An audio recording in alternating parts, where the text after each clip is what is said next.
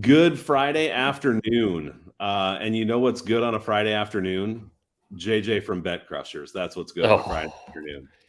What's well, last happening, time it man? was last time it was a Saturday morning with us, and that seemed to Yeah. work out all right. So let's see if we can get the magic rolling. We do the weekends, whatever, We whatever do it the works on the weekends, yeah, weekend. yeah. So, Day jobs, uh, baby. yeah, it's been a little while since we did a baseball breakdown here, but JJ's continued to write some killer breakdowns on a regular basis, and we're both trying to get into our groove, I think, Yeah, as we for get into the sure. season here. So, We're 6 weeks in, um, right? So we're 6 weeks in, which I know for you, man, like you put in so much work ahead of the season. For me, I feel like this is starting to be more my sweet spot because there's enough statistics from this season to start to mean something. no So it's been better disagreement. for me this last week, getting into it more. Yeah, and the funny thing is, kind of a good way to kind of get into today's slate is the fact that we talked about this before, and we talked a lot offline, as Yeah. far as how we're approaching things. But like all that preseason prep, you're going using that to try to come up with numbers to attack on day one, and obviously the first 2-3 weeks were just really did quite well. And I think a lot of that has to do with, shaping my numbers. But, some of it was also, there was a lot of high totals. And we talked about this before. A lot of that is gone. Like my, working through my flow, the totals that I'm coming up with for these games are pretty much right on to what the books are putting out, with some exceptions here and there. So, you're right. You have to change the perspective from, you know, trying to get out ahead of the market on perceptions of teams, perceptions of scoring in this case. Now we're dealing with, okay, how can we use the data in a way that can beat the market or can beat other folks, at Right. least, who are comprising the market. And that definitely takes a shift. And I'm there with you. A bigger part of what I'm using for my ratings that go into the workflow before I start to look at specifics of a given matchup, of that day's lineup, things like that. That's all much more dependent on current data than it was my preseason projections. Even though they're in there, they're still part of the equation. Yeah. It makes a ton of sense. So, well, we're going to go through 5 games today, and hopefully they're 5 of the ones that people like.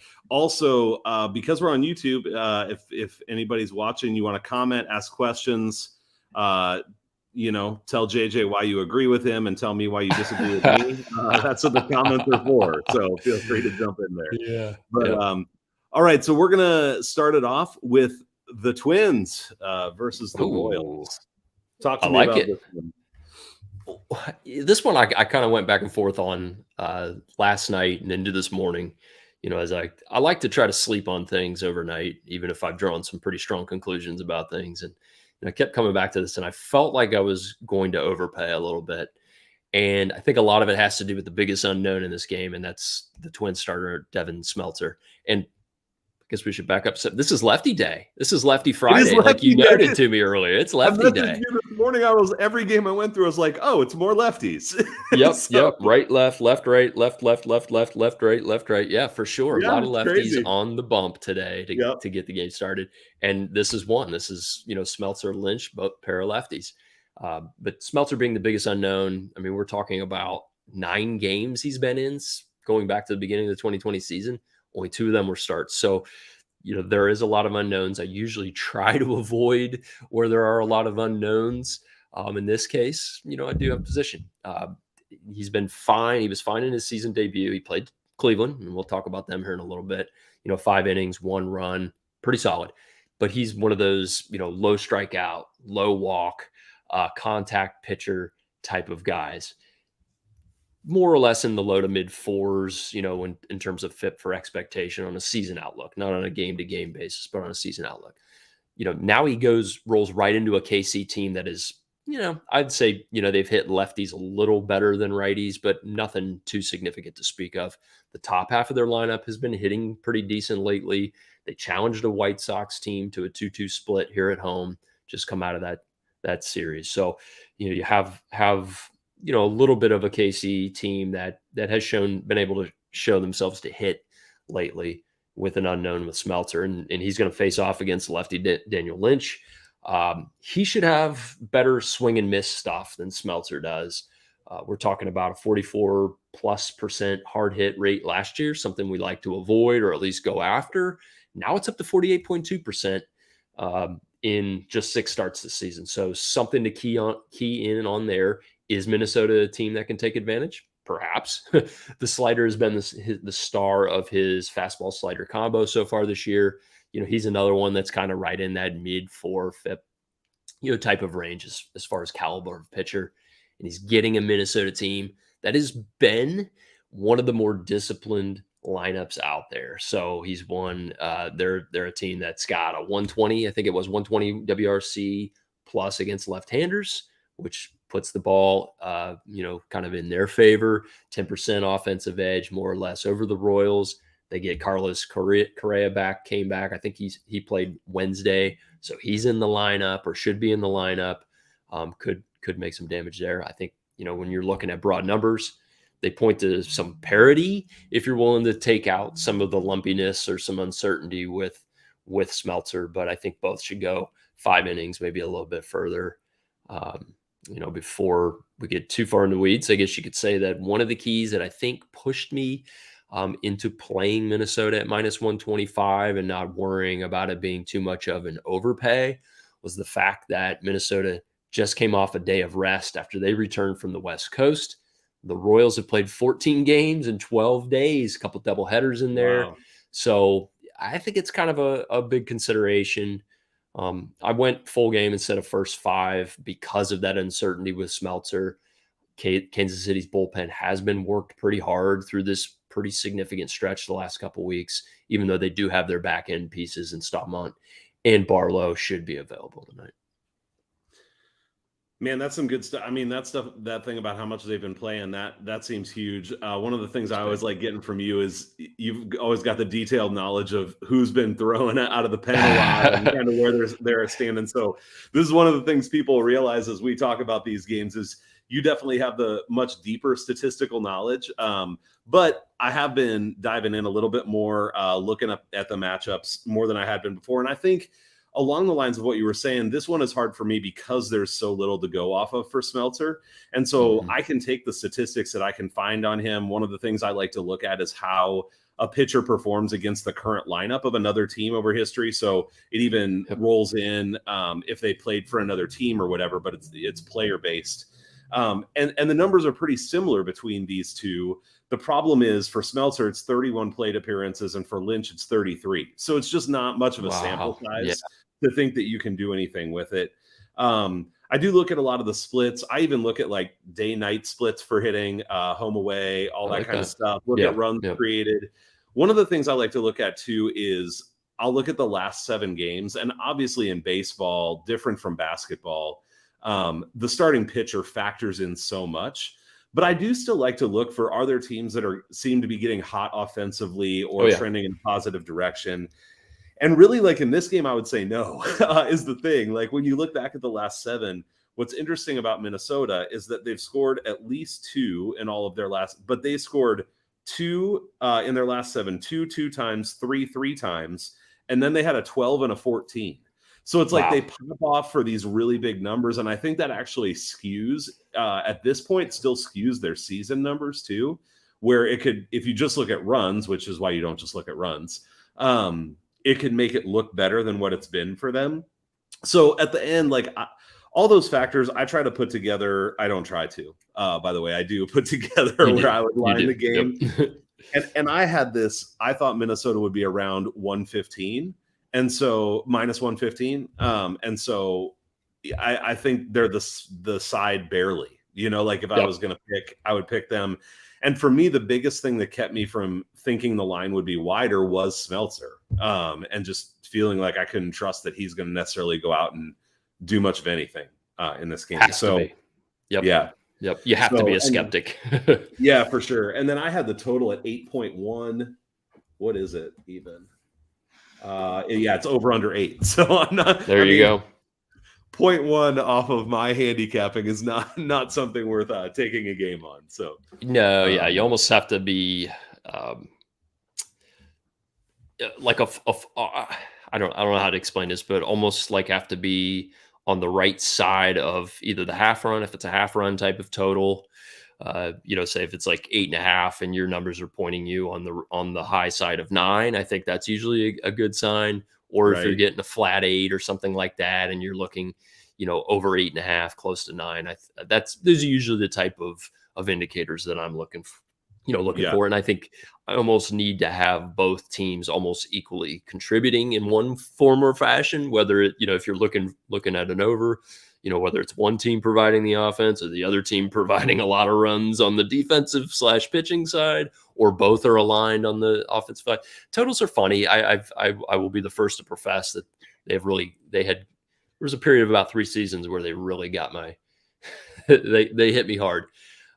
Even though I was working pretty hard on trying to, get some good processes for totals. And I think this year was one where I, wanted to take more of a conscious effort to try to get into them. Early season was good for unders. Right now, I haven't really played a whole Yeah. lot of It totals the was last week early or on. two. That's for sure. Yeah. Yep. Yeah. And that's gone. That's gone. Yeah, totally. The weather is good now. Ball or no ball, whatever you want to say about balls. Yep. The weather is key, and things are warming up all over the place. It's 80 tonight in Cleveland. Much different than 50s. That is. I'm definitely gonna put a tagline on Twitter later that says, "Come listen to JJ talk about balls." That's Talk about balls. that's gonna be the lead. I'm talking about other people talking about balls. Oh, right. That's what it is. So, Yeah. So the one thing that I would say here, as we talk these out, like I did this with basketball too, and I'm always trying to think through based on what you're saying and everything. Are there angles for betting? I haven't done this in baseball much. I'd be curious if you have, but I almost wonder about a live bet spot here because I think with Minnesota's bullpen being more rested, Yes. I like Minnesota after the starting pitchers Yep. more than I do Understood. with the starting pitchers. So that could even be something. If Minnesota's like down 1 going into the 5th or something, that could be a spot to look at. You make a great point. Again, full disclosure, I've never been one to really be able to get into live betting baseball games, but I have been trying to pay more attention to that this season and last season. And it's amazing. I mean, you're talking about a team that has a 1-run lead in the 5th inning. There's some pretty fat prices out there for the underdog if you believe strongly, or if you have a game plan like you're talking about here. Because I'm with you. I worried, I made this number about 120, 121. So just a little bit higher on the Minnesota side than you did, but had the same reservations. I slept on it and wanted to make sure I was looking at this right. And I came back to some of the usage issues and, Minnesota having that day off, getting Correa back just the day before the day off. Again, they're a lumpy scoring team. They're not like a Houston or a Mets or a Yankees almost, where like you can almost reliably count on, multiple runs from these teams on a nightly basis. Not all the time, but as far Yeah. as and that's where you get into a lot of the kind of the data things, and we're going long. I'm getting off track, but No, you're good. that gets into some of the data things with almost looking at like standard deviations and things. So a distribution of a team scoring, which you even made the point. If you're looking at runs scored only or predominantly, that can be misleading because we talked about this. I think last week I was on vacation and I had a over 7 in a Houston. Can't remember, it was Houston and somebody, and Houston scored 6 on their own, but they left 13 guys on base. So I mean, if you're looking at runs scored, it's like they scored 6 runs, which is a lot, but I mean Right. that they should have had 9 or 10. Why wasn't it just 11? by Yeah. the amount of traffic they had on base. But Yep. so that's what makes baseball really difficult. Is I think than most sports is just a lot of the things that lead to run scoring are complicated. Yeah. And we're sure. not in an era, or supposedly not in an era, that we were 2-3 years ago where a lot of home runs dominated and scoring could be like that. Now you see, with the exception of certain teams, Yankees, maybe even Houston, it takes a lot more to grind out runs, potentially with this ball situation. Yep. Totally. All right, cool. Well, I think we both would lean toward Minnesota here, not with extreme confidence, but definitely liking that side as far as that game goes. So, well, let's go on to the next one. We got the Texas Rangers and the Houston Astros, the battle for Texas. Who Who's going to win Texas, JJ? Well, I mean, obviously the line's saying 165 still right now for Houston at home. Even though I think I would, counter and say that Martin Perez is anything but a joke this season. Once he got past his first couple bumpy starts, he's been rock solid. He's been tough. And you look at the underlying numbers in 4 of his last 5 starts, spectacular. I mean, like ones, sub 1 type of, FIP, XFIP, Sierra, whatever. Just spectacular numbers, tons of ground balls, slashed his hard contact from last year. The sinker changeup combination is getting it done. It's been spot on, getting ground balls, getting him out of trouble. He just went 7 innings, 2 hits, 1 run against this Houston team last month. Although, I think one could make the case that this Houston lineup is in a better spot than they were 3-4 weeks ago. Still, this lineup is about 20%. Houston's lineup is arguably about 20% better than Texas in a vacuum. And the other side of the equation is Christian Javier, he's been less reliable in general. Most notably last week when I was on vacation, I backed him in the first 5 spot and he got blown up by Washington. 4 runs by the 4th inning or into the 4th or 7 runs into the 4th inning. Absolute disaster. Lost 2 others. Just not a great day for me, but those happen. But you still look at, he's got a 3.18 FIP, 3.84 XFIP, 3.2 on O Sierra. So you're still looking at kind of like a sub 4 type of guy. So still respectable. It's just been lumpy. A lot of really good starts, but there's been a few where he's gotten blown up, which is troublesome because Texas lineup is much improved over last year. We know that. We talked about that in the preseason. But I realistically think as good as Perez has been, as good as Javier can be, he's still just about a half run to FIP shy of Perez. So I think that certainly helps Texas in trying to stay with Houston tonight. It's just a different style for Javier. More strikeouts, more walks, less ground balls. So, he is hittable if he's leaving them up. He's prone to be able to get hit if he's not getting those Ks. Just kind of that typical type of profile. Interesting matchup against this Texas lineup. Right-hand pitchers is their weaker side. I mean, by about 15%. The Rangers lineup has been very good against lefties. They have been trending positively overall when you look at last 7, last 14-day periods, just like you were talking about. Those are things that you have to keep your eye on, those indicators. Baseball is very streaky, can be very streaky, especially with lineups that don't hit for a lot of slugging. The run production can be quite streaky for them. They're like I said, they're trending positively. They had a 4.11 slugging last week, which is about a 50% bump for them over the season.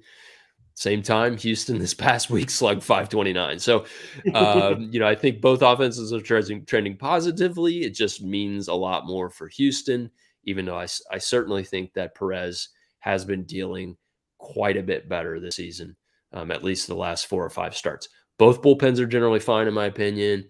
I don't think there's a strong edge there.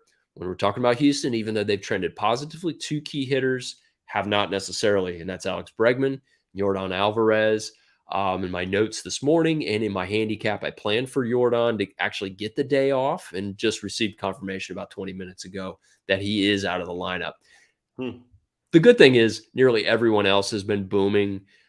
Houston has done a pretty good job with their, managing their lineup. They have gotten guys a day off this past week, kind of snuck everybody in for a day off. That's why I planned for Yordan to be out, because he was about the only one who hasn't gotten the day off. So he's out, but pretty much everybody else in the lineup, the McCormicks, the Kyle Tuckers have been hitting quite well. So they picked up the slack. The other side, Texas really clubbed the Angels pitching this week. Garver's back. Calhoun and Seager are hitting well, and that can be trouble. So I want to hear your perspectives before I spill the beans on what I'm on. Oh man, you should tell me first, but well, you can pass. You can pass. So, it's all right. So this again, I mean, so I actually did bet one thing here, and I'm thinking about another, and I have a feeling maybe we'll be on different sides, but that's all right.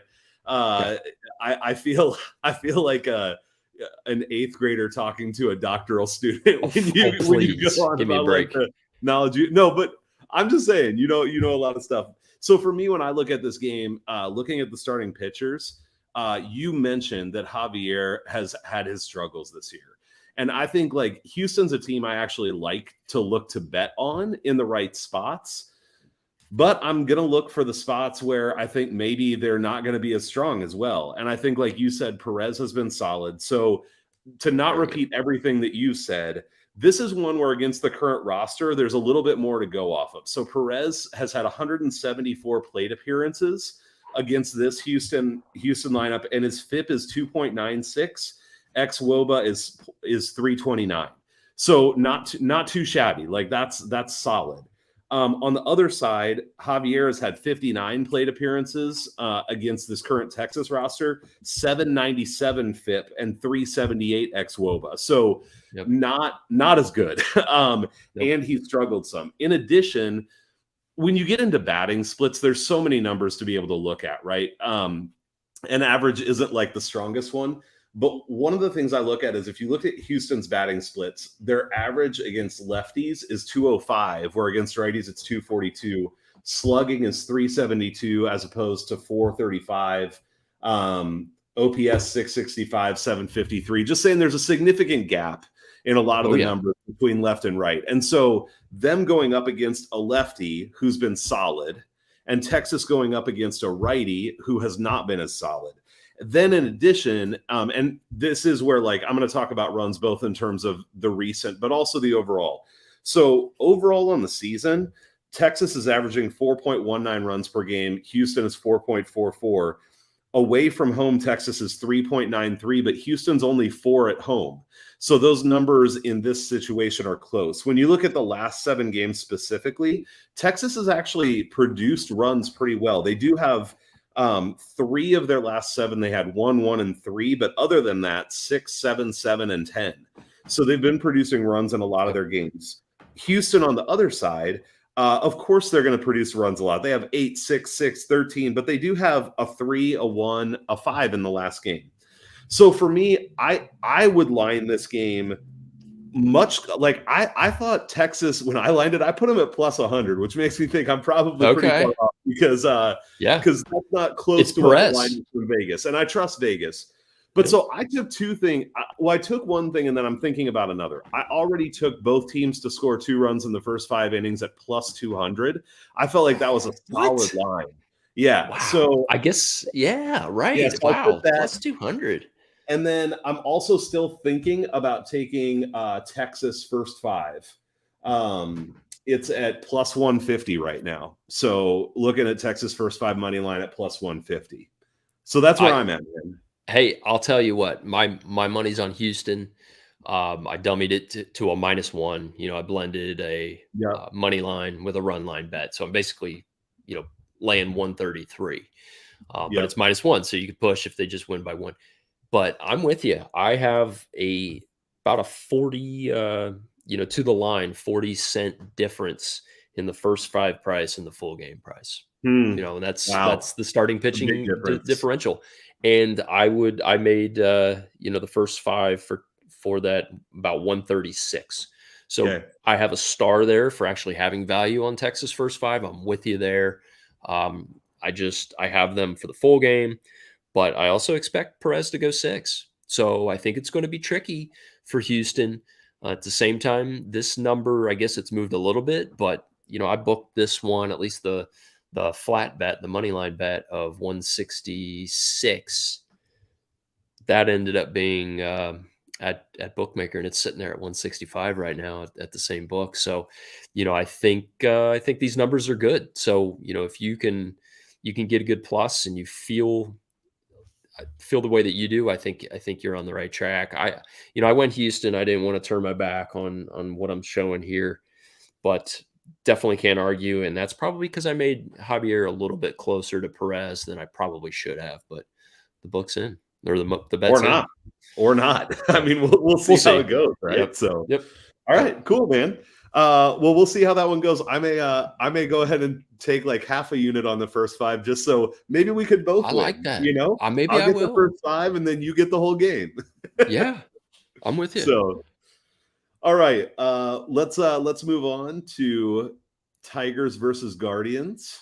Remember that the game that I typed up improperly when I was first typing this up, but I caught it before we got on the stream. So, yeah, man, interesting game. What do you think about this one?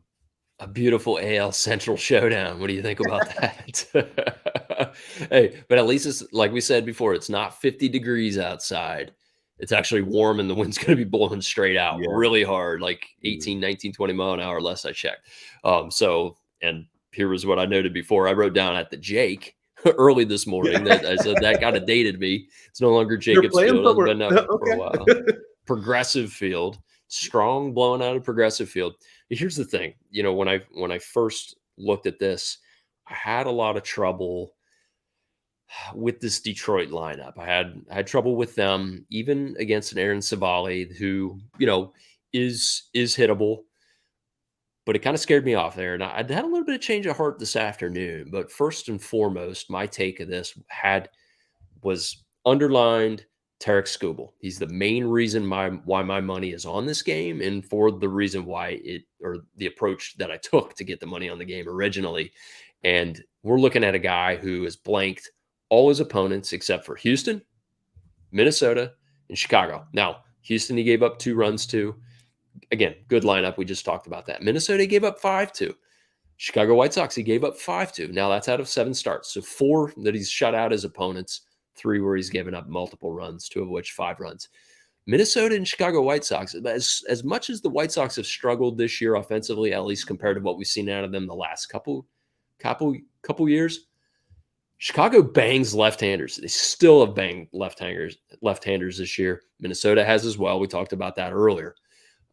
Scubal's got a 209 FIP, 272 xFIP, 281 Sierra. So we're talking about pretty consistent sub-3 numbers, except for those 2 where he got shelled. Wind blowing straight out, 48.1% ground ball rate might help neutralize the wind.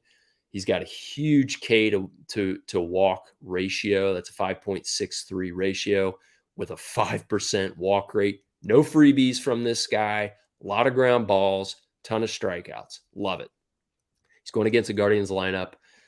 I mean, they've had their hot stretches. They've had a couple, I think 2 or 3 weeks where they've been super hot. Second lowest 307 slugging versus lefties, 5th lowest 82 WRC plus against lefties. That's a little bit of trouble. You track last 14-day performance across periods from the beginning of the season. I kind of penciled all them out.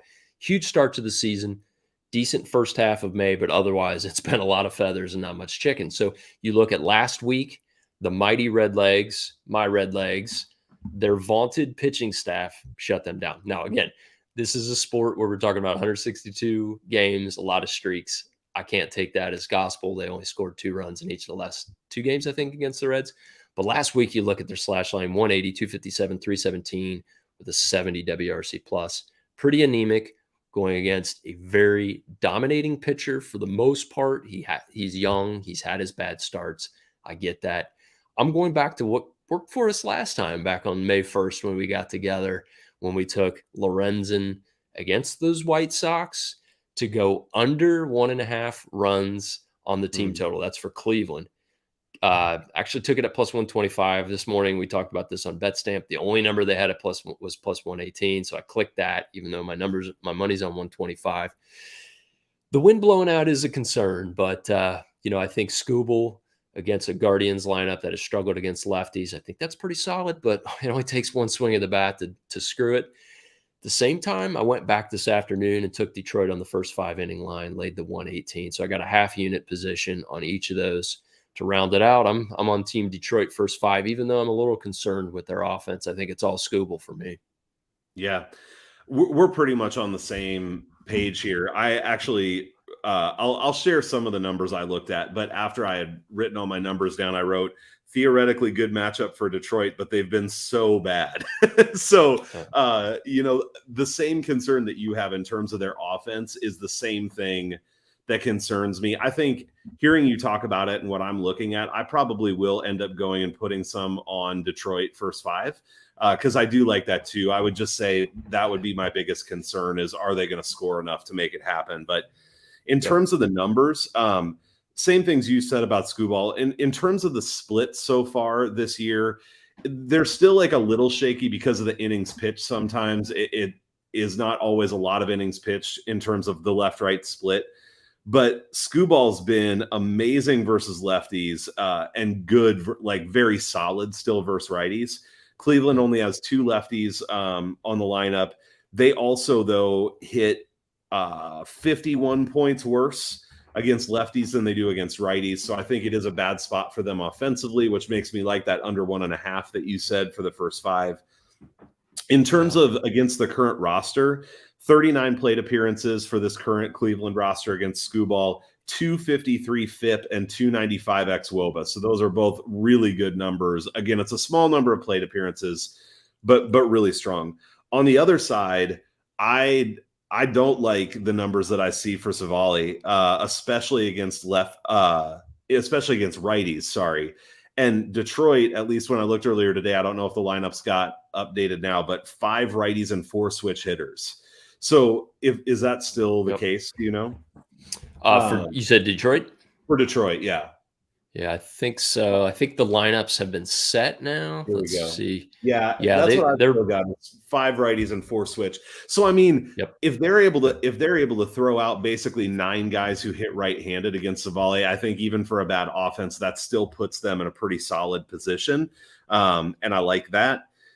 So, and then against the current roster, Savali 86 plate appearances, 334 FIP and 310 xWOBA. So not terrible, honestly, but still not nearly as good as Scooball.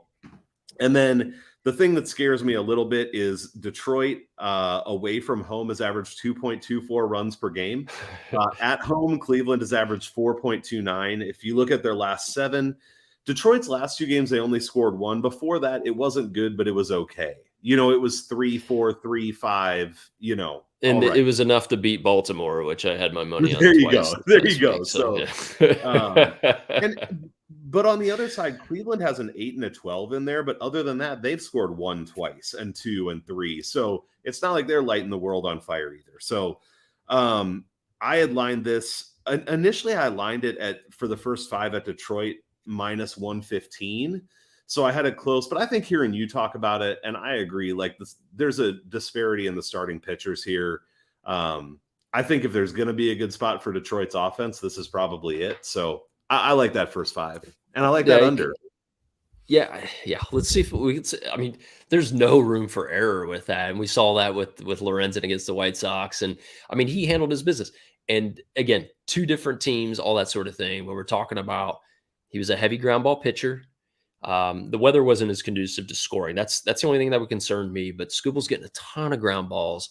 Major strikeout guy, doesn't give out free passes, so you can afford a little dink and dunk type of run. You can afford a solo shot, a Jose Ramirez solo shot, something like that. I see that Naylor is not in the lineup. Ramirez is. I did saw a notification earlier that he is, even though he's battling a little bit of a shin injury, but he's been a little bit off his game lately. He would be the main guy that concerns me as a switch hitter, and just being, one of the best all around hitters in the league. But yeah, I'm with you. I'm on Team Scooble. He could blow up and screw it all up. But hey, we got to play the percentages. There are no certainties in this. There are no locks. There's nothing, no guarantees. But I think for plus money, that was pretty good. And I can't go full game. I made that about even money on full game. Yep. Yeah. I actually had Detroit plus 100 for the full game. Me too. I said. Dead on. Okay. Dead on. All right. All right. Well, let's go on to the next one. Next we're going to talk about the Nationals and the Brewers. I know you said this one maybe you didn't get the time to go as deep on, but do you have anything you want to talk about for this one? I mean, just barely little. I thought that the line was fairly good. If not, I would lean towards Milwaukee, at least, especially in the full game. Kind of made them more in like 180, 185. With a Lauer that's been about a run better than Fetty, even though Fetty has been pretty good, all things considered, especially going into a starting pitching role. But the Milwaukee offense is one that they kind of have burned me, but from time to time. But that's not their fault. That's just me, being on them in the wrong spots. But they did sneak out a 1-0 win for me Monday night, I think it was. So God bless. Nice. You win a game score one run. Yeah, that's right. I remember that one. Yeah. Crazy. Yeah. What do you got? Yeah, so I have some stuff here. So by the way, is it Fed or Fetty? Oh, I don't know. I always thought it was Fetty, but I could be wrong. All right. Well, I I'll mean, go with here's Fetty. the rub with me is I live in Washington's blackout zone and don't have Oh, great. Masson on my package, so it's like I never get to watch them or Baltimore, so which Yep. isn't a big deal. All right. Well, I'll go with Fetty. So overall, Fetty, I know that he's a guy that can give you some innings at times. I remember that from last year, but he is on my list of pitchers that I'll at least look when a team's playing him, though. And looking at his splits for this year, he's worse against lefties so far. 489 xFIP, 18.3 K rate, 14.6 walk rate, which again, it's early in the season, so that's going to probably come back a little bit, but still. 167 whip against righties, still 339 xFIP, which is better. 25% K rate, 8.8 walk rate, and 131 whip. But Milwaukee's going to roll out 5 lefties, and so I like that. I think the hitting matchup could be good. Against the current roster, I wouldn't even say much about this because it's only 13 plate appearances. I feel like it's got to get up to 30 for me to even pay attention. Though I wish I could pay attention because the numbers are 653 FIP and 501 xWOBA. So, like, that'd be nice if I could pay attention to it. But with 13 plate appearances, you really can't. So, right.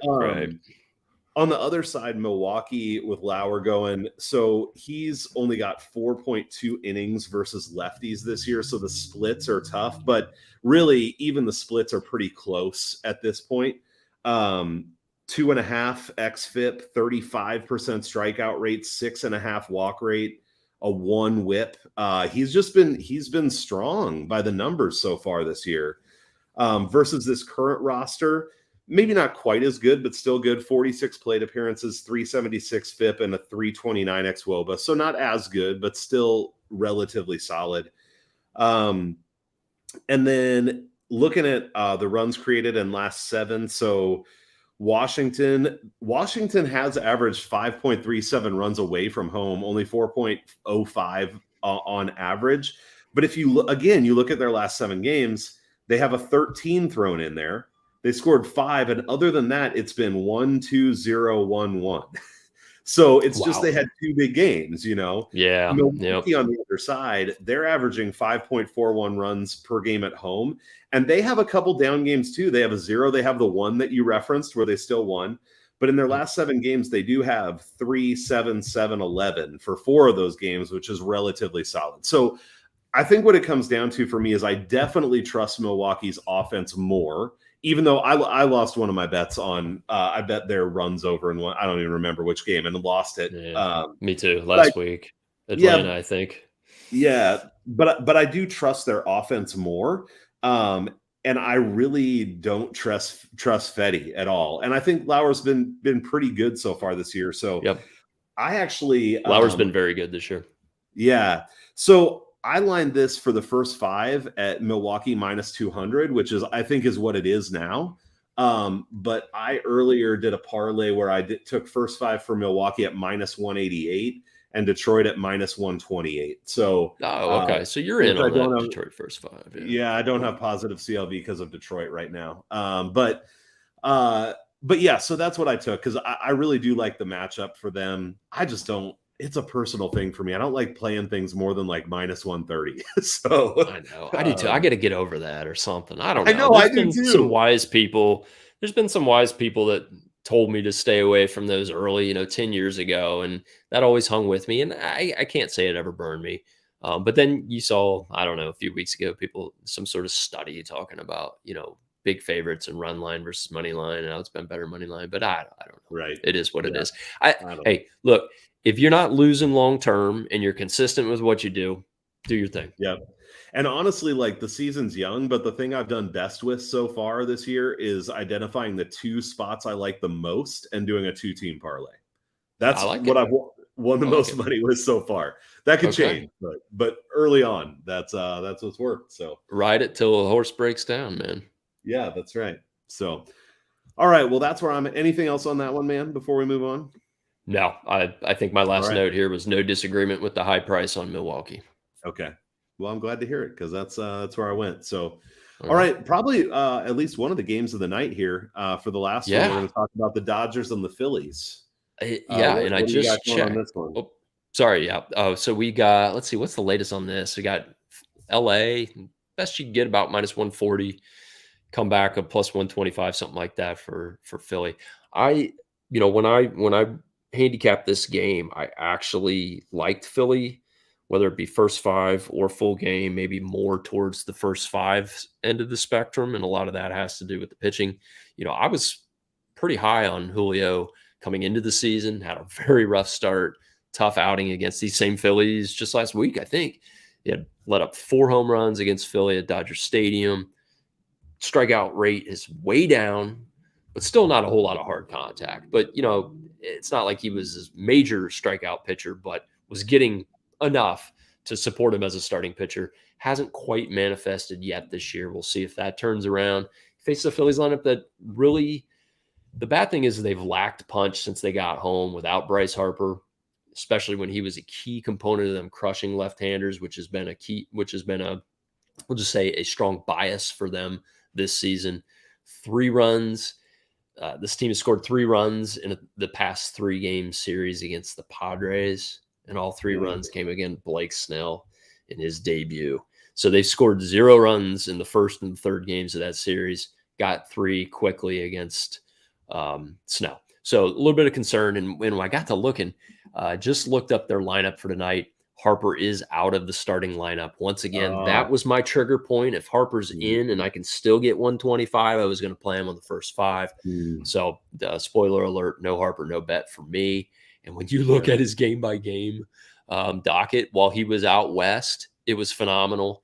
If you're just looking at a WRC+, 4 out of the 5 games, he was 300 or greater, with the last 2 games in against the Dodgers at 608 and 609.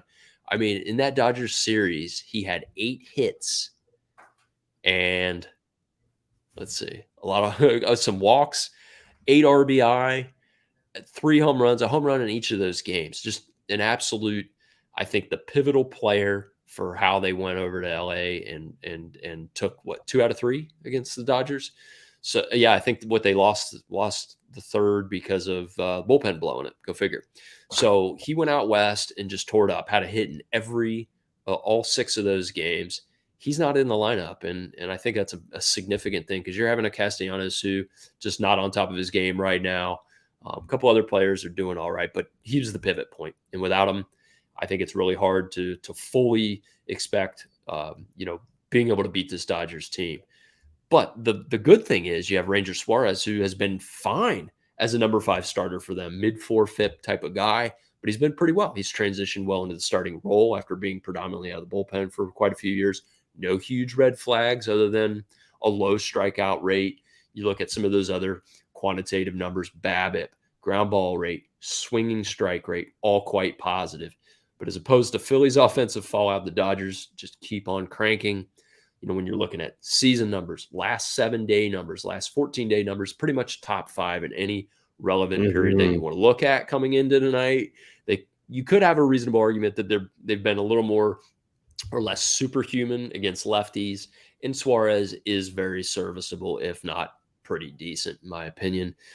So I think what this comes down tonight is whether Urias is just going to be a gas can, or if he's going to keep it relatively under control, go toe-to-toe with Suarez, and let the better lineup prevail with the Dodgers without Harper in there. I'm just going to stay away. I think I give a slight edge to the Dodgers bullpen, so no Harper, no bet. Yeah, man, no Harper is a bummer for sure. I didn't know that or hadn't seen it, so I was leaning toward Philadelphia for the first 5. Many of the same things that you said. The things that I would add is looking at Urias's splits.